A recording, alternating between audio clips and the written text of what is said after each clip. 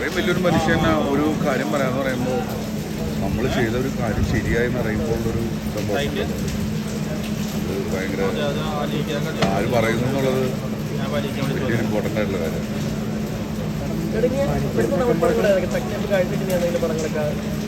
ഞാൻ കൂടുതലും തമിഴ് സിനിമകളാണ് ഇപ്പോൾ സംസാരിച്ചുകൊണ്ടിരിക്കുന്നത്. വലിയ പടങ്ങൾ അവിടുത്തെ വലിയ സിനിമകളൊക്കെ തന്നെ സംസാരങ്ങളുണ്ട്.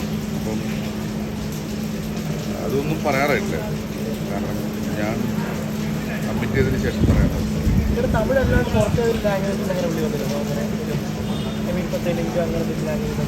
തെലുങ്ക് അറിയാത്ത തെലുങ്ക് ഹിന്ദിയും തൽക്കാലം ഒന്ന് ചവിട്ടി പിടിച്ചിരിക്കുക.